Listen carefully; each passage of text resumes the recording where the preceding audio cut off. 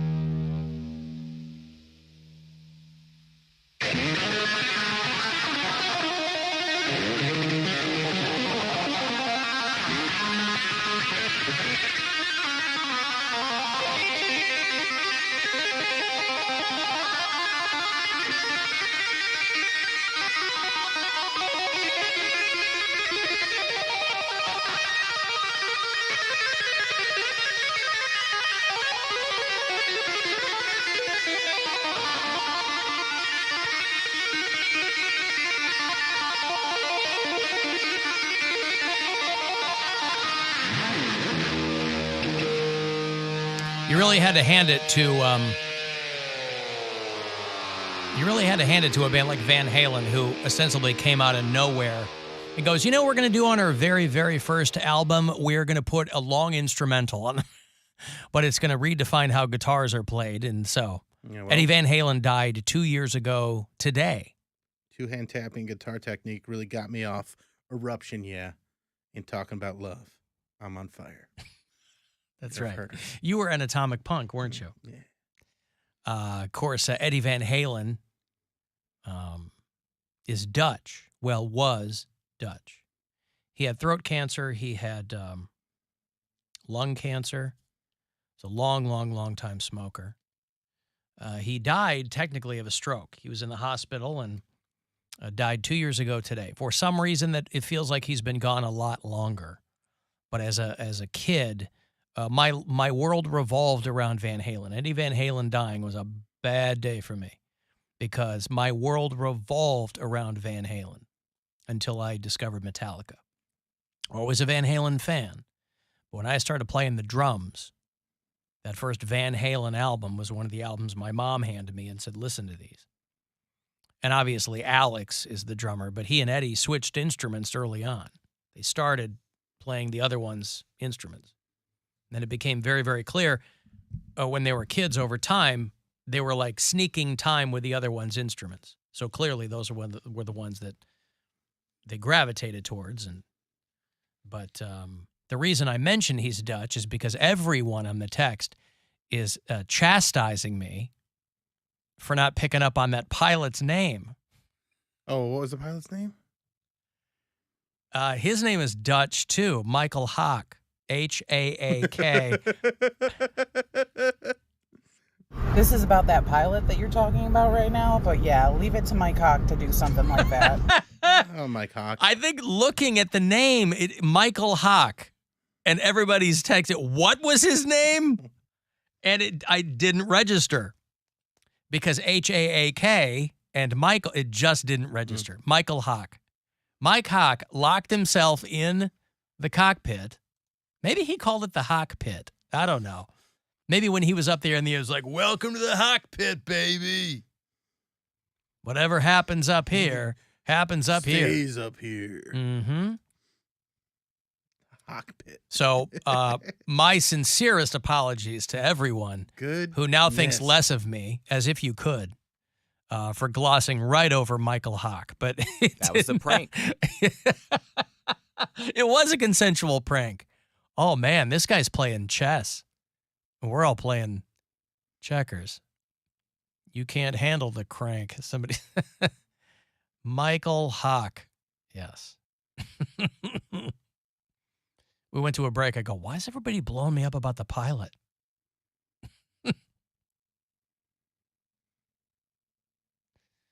Do you want? Well, let's do Terry the Goat's. Okay. Right?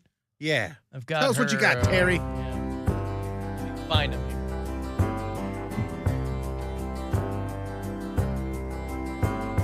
Drop kick me, Jesus, through the goalpost of life. It's week 5. End over end, neither left nor to right. Straight through the heart of them righteous uprights. Drop kick me, Jesus, through the goalpost of life. Right. Okay. So she's had kind of a tough few weeks. Tough getting going. She might be on the right track now for week 5. Last week she went 5-5, but before that she was in really bad shape. 3-6, 6-7. So she doesn't always pick the Cleveland Browns game, but this week she did. What is the Thursday night football game? The Indianapolis Colts versus the Denver Broncos. Colts Broncos. Okay, she didn't. You pick... watch it on Prime Television. She didn't pick that. What's Monday night football? Monday night. I'm not sure the Monday night game. I always forget to check Thursday and Monday when she sends these. And she sends them. You know, not only did he teach her to pick football games, he taught her to send email. Yeah. With attachments, which there's a lot of people I know that can't do that. They don't know how to do the attachment thing. Well, I think it's because she's a young goat. She's very technically savvy. Cowboy. No, wait, where's Cowboys Rams? No, Raiders Chiefs. Okay, she did pick that. Okay, so we won't know the full thing here until Sunday night game is Bengals Ravens. Gotcha. That's a divisional. Oh, game. but Sunday night. Yeah. Okay, she picked it. Okay, anyway, here we go. Terry's picks for week 5. The prime 10 time picks. games. So have your There's 3 prime time games every week. all right. Have your bookie on speed dial. She picks the Green Bay Packers over the Giants. Mm-hmm. Both teams are 3-1, so that could go either way, but we'll see. She picks the Buffalo Bills over the Pittsburgh Steelers. Good choice. She picks the Vikings over the Bears. Yeah. So far, the Bears stink. Bears are bad. She picks the Dolphins over the Jets. Yep. She picks the Titans over the Washington Commanders. I like all these picks so far. I think she's doing good. Picks the Carolina Panthers over the 49ers. That's not a good one. Okay. But you never know. Any given Sunday. Picks the Cowboys over the Rams. Picks the Ravens over the Bengals. For Monday Night Football, she picks the Raiders over the Chiefs. Ooh, that'd be an upset because they're playing in Kansas City. And finally, she doesn't always pick the Browns game, but this week she did. 2-2. Both teams are 2-2, so it's the Browns against Bills LA Chargers. Bolt up. Bolt up. And Terry the Goat picks the Chargers over the Cleveland Browns. Good call, so Terry. That's got to make you happy. I love it, Terry. All the way. Yeah, I wouldn't say football all the way. Football all the way. Football all the way. Yeah, I wouldn't say football all the way.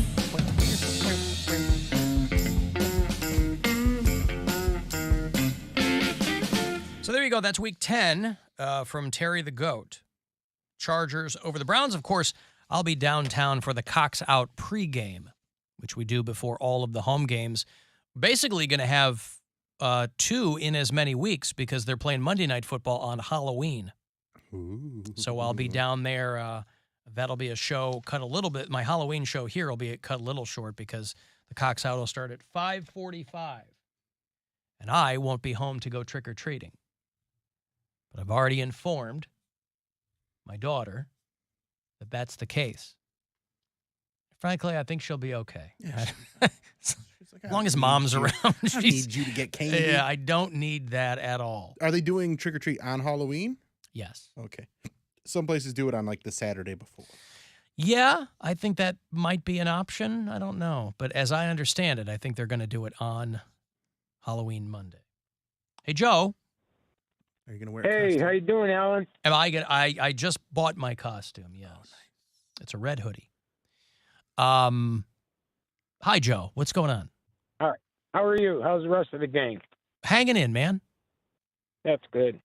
Now, I heard you talking about Van Halen, man. I'm a Van Halen freak. I went to every show since they came out, man. I used to be a Aerosmith fan.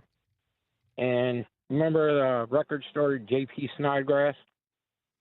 I don't. That was a local one? No. Yeah. No, that they was probably sold before albums my and- time. Yeah, no, I'm sorry. I don't remember that.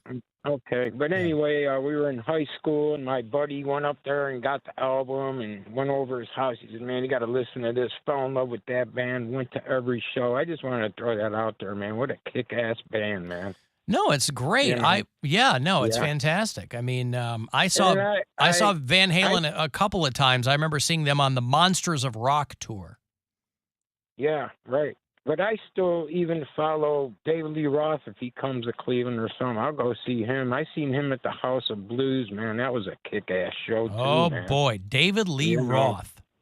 Yeah, Yeah. I don't know. I like them both. I like Sammy. I like Dave, but I'm more Dave era, you know. Well, I am too. But, they had bigger yeah. hits with Sammy, but I'm a David Lee Roth Van Halen guy.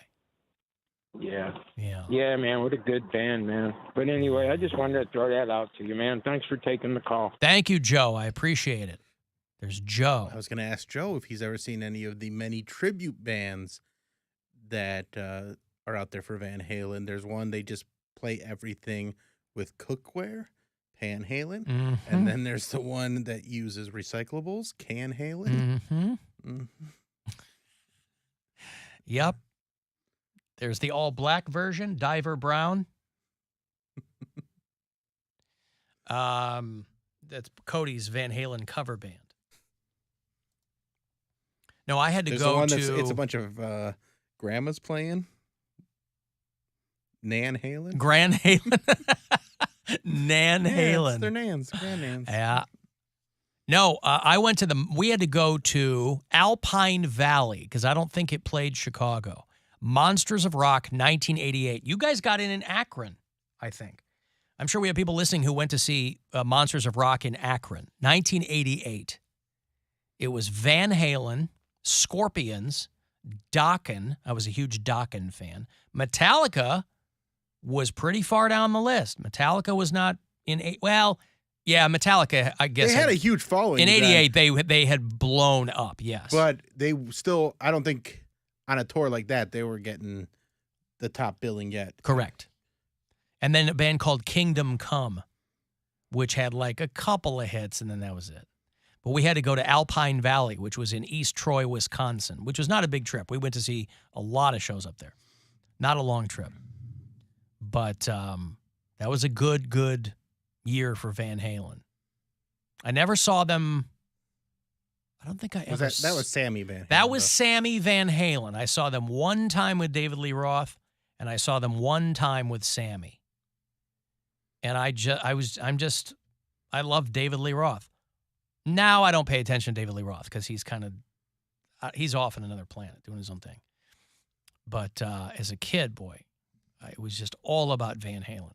I was playing every one of those records with my headphones on every time a new album came out. So 2 years ago today, Eddie Van Halen died.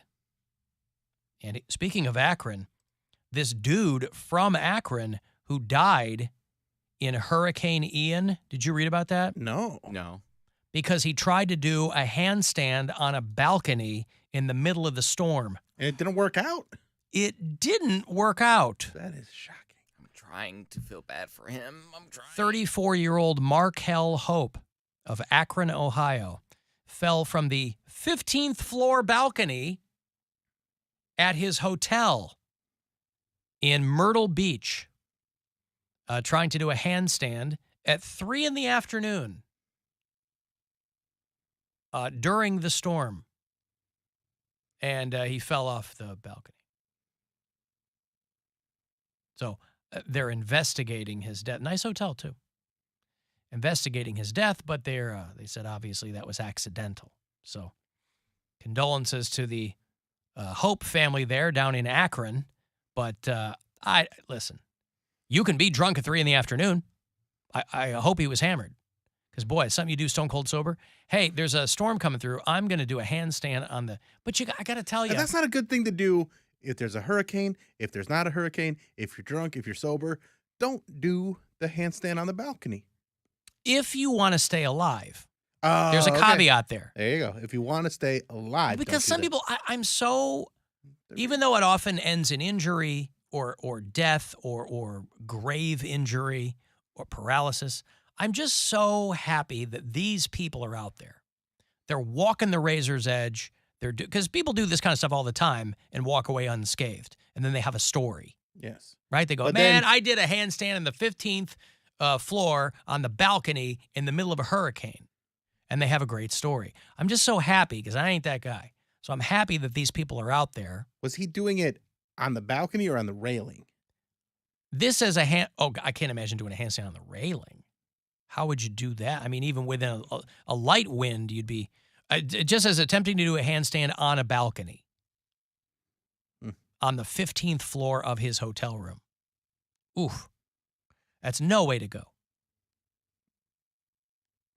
Because even if you're doing let's say you're doing a handstand on your lawn, there's that moment where you know your equilibrium is gone and you're going to fall. Yeah. And then you stand up and you try to do it again. You know, you see little kids do this all the time. But it's the lawn, so you'll be fine. It's the lawn. You might get a grass stain on your crispy new sneaks. But when you do it on the balcony, again, I'm just so pleased that these kinds of people, and they're easy to mock.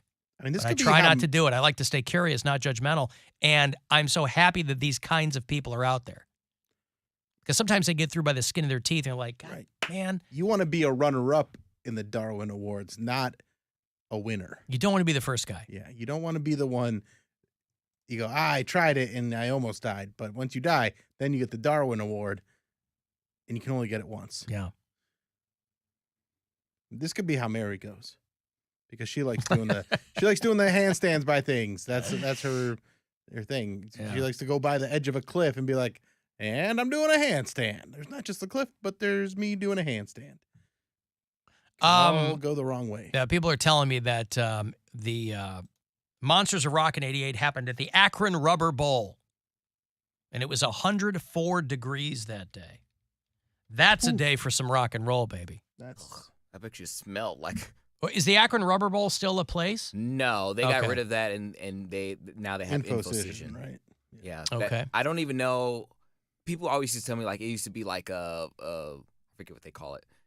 A novelty to drive out there and see it, and I think it's probably closed down. I don't think they've like tore it down, but it's just closed down. You can't go in there yet. Okay. But they used to drive past there and you're like, this is where it is. I never got to go, so I never saw it. I thought it probably looks like a Coliseum or something. Well, I guess I'll never get to see it. I think it's still around. You can drive. Alan, there's a band with all KKK members called Clan Halen. There you go. That's a very specific kind of Van Halen cover band. Okay, I'm going to take a break. If you'd like to text for anything, 35192, you can watch at alancoxshow.com and listen wherever on that iHeartRadio app. The Alan Cox Show on 100.7 WMMS. Rover's Morning Glory. My wife thinks I'm crazy because I keep getting